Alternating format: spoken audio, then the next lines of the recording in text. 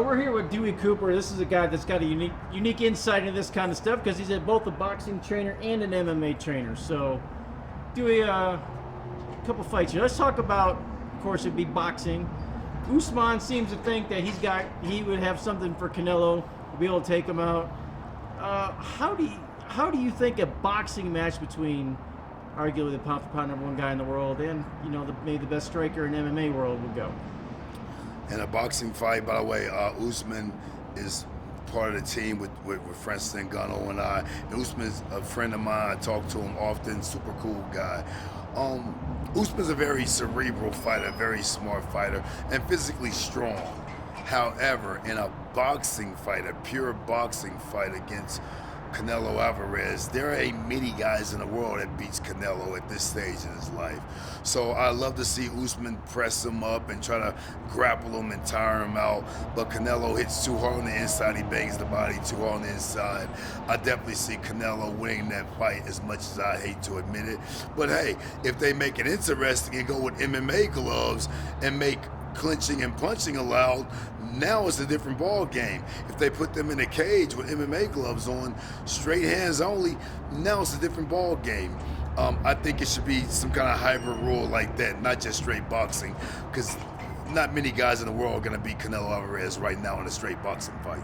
But even if, no matter if they do hybrid rules or did MMA, aren't boxers always going to be at a disadvantage? Because MMA guys train boxing. Boxers don't train any other element of MMA besides straight boxing. So even if clinching was allowed, smaller gloves, whatever, they're going to always be at a disadvantage at some point, right? Is that why they don't do it? Especially like Canelo, who's... Well, no. As long as there's no elbows, knees, takedowns, and kicks, they shouldn't be at a disadvantage. They should still have the advantage, even with MMA gloves and even with clinching.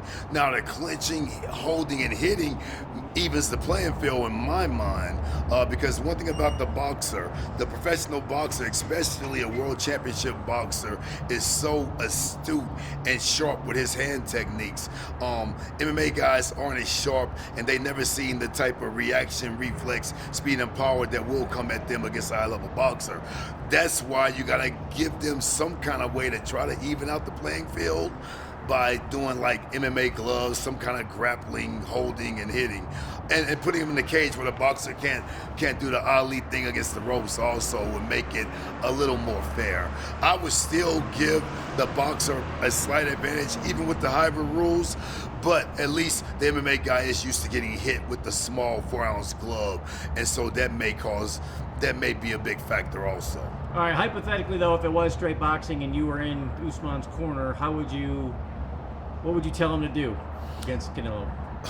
Against Canelo, you gotta be very strong, because he's gonna hit you hard and break you down with those body shots, the hard-ass uppercuts, the right hands and the left hooks. So what you first have to do is get very strong, be in dog shape, get that jab working, and do a lot of inside fighting with Canelo, hitting his body and trying to tire him out. Canelo's a lion. He prowls, he stalks everyone, and throws them hard-ass uppercuts and stuff like that. You'd have to make Canelo go backwards and stuff like that with pressure, hard jabs, good clinch work, and good inside dirty boxing. Otherwise, it'll be a short night fighting Canelo. Ultimately, do you think we need to see one of these boxers do some kind of hybrid rules or even an MMA fight? Do you want to see it, or do you think it's going to always be boxing? I predict we will see it.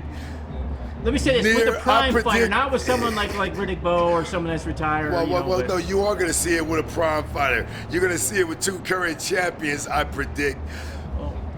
2023, 2023. That's all I'm saying. But I predict two champions will end up facing each other beginning of 2023, and we'll see what happens. I appreciate it, dude.